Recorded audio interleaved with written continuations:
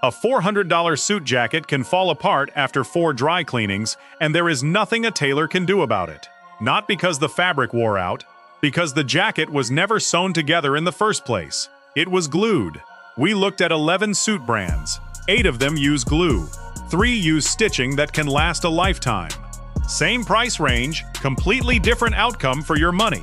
Here's the one thing you need to know before this list makes any sense. Every suit jacket has a layer between the outer fabric and the inner lining called the interlining. It's what gives the chest and lapels their shape. How that layer gets attached is the entire story. Fused construction means the interlining is glued to the fabric with heat-activated adhesive. It's the cheapest, fastest method there is. But glue breaks down.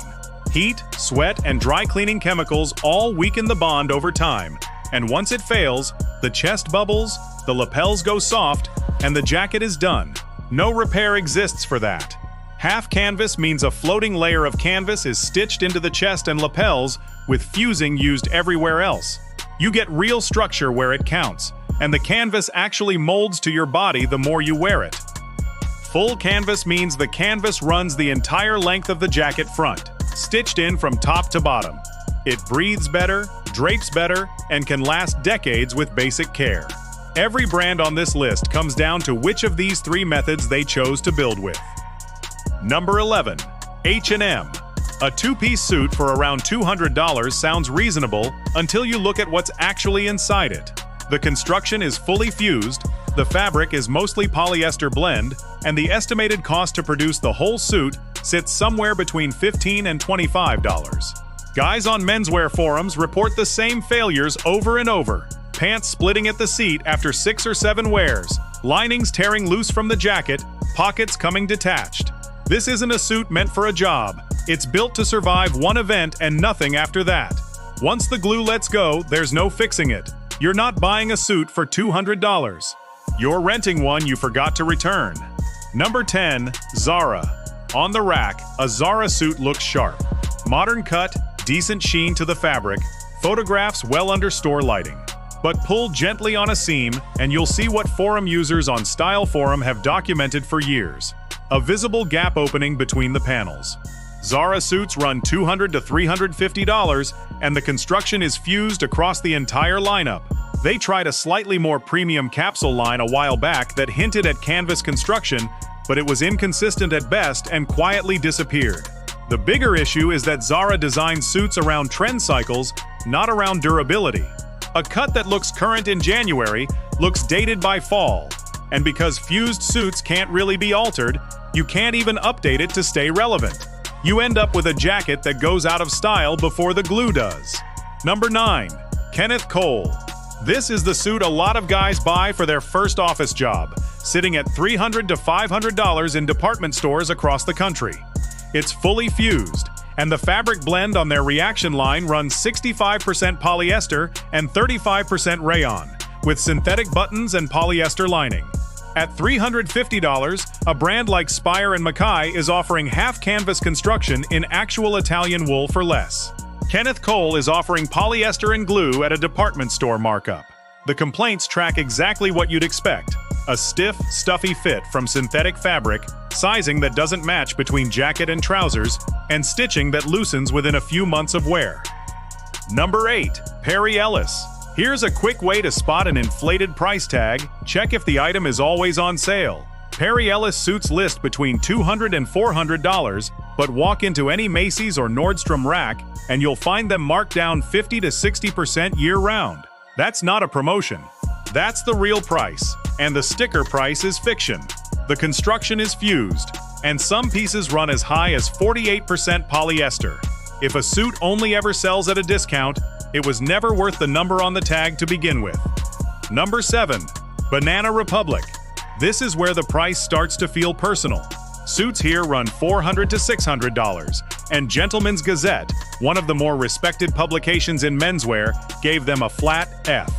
The reasons cited were fused construction, stiff interlining, and a boxy cut that fights the body instead of following it. At $500, you're firmly in half-canvas territory everywhere else in the market. Banana Republic gives you none of that. What you're actually paying for is a familiar name from the mall, attached to a suit that performs like something half the price. Every brand ranked below this one was at least being honest about what it delivered. Banana Republic is the most expensive bad suit on this entire list. If you want more of these construction breakdowns without a single sponsor telling us what to say, that's what this channel does. Subscribe if that's useful to you. Number 6. Bar 3. If you've bought a suit at Macy's, there's a decent chance it was this one, since Bar 3 is Macy's own in-house label. It lists for $350 to $450, but Macy's runs near constant discount cycles of 60 to 75% off, which means the real price most people pay lands between $100 and $180. At that number, the construction actually makes sense. It's fused, using a mix of wool poly blends, and for $120, that's roughly what you'd expect. The problem isn't the suit at $120, it's the $400 tag it's wearing to make that discount feel like a win. Number 5. Men's Wearhouse. This is the largest suit retailer in the country, and it's the hardest one to pin down because the issue isn't one bad suit, it's the entire sales model. Buy one, get one free. Buy one, get two. The promotions never stop, which tells you the sticker price was never real to begin with. Their higher-end line, Joseph Abboud, actually delivers half-canvas construction and real Italian wool, and it's legitimate. But most customers don't walk out with Joseph Abboud. They walk out with whatever the salesperson steers them toward, on a sales floor built around upselling alterations, accessories, and extended warranties. The suit is just the entry point. The real margin comes from everything sold around it. Number 4. Hugo Boss.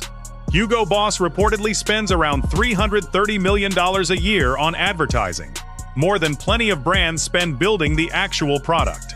Suits retail for $250 to $450, and across the main line, the construction is fused, using the same thermoplastic adhesive as brands charging a third of the price. The estimated production cost per suit runs $40 to $65, meaning the ad budget behind each garment is roughly in line with what it costs to make. A $400 Hugo Boss jacket and a $200 H&M jacket are built the exact same way. One just has a more expensive logo on it. At this price point, Suit Supply gives you half canvas and Italian wool.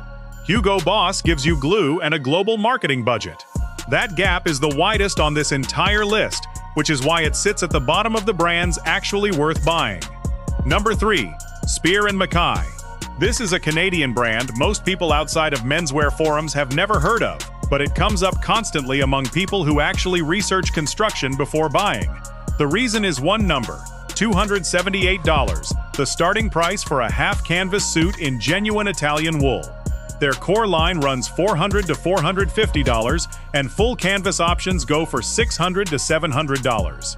At those prices, you're getting stitched canvas construction for what Banana Republic charges for glue. The fabric comes from established Italian mills, including Vitale Barberi's Canonico and Loro Piana, the same suppliers used by brands charging 2 to 3 times as much. Spier Mackay sells direct-to-consumer, skips the department store markup entirely, and doesn't spend on advertising, which is exactly why you've probably never heard of them. At $278 for half canvas in real Italian wool, the harder question is why anyone pays $500 for a glued suit when this exists. Number 2. Brooks Brothers. Before you write this off as heritage marketing, look at what the construction actually delivers.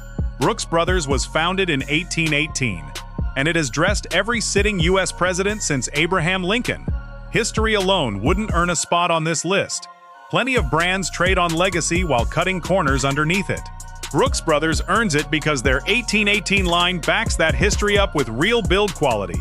It's half canvas, stitched through the chest and lapels, made from wool sourced from respected Italian mills, with hand-finished details like functional sleeve buttons that most brands at this price point cut to save money.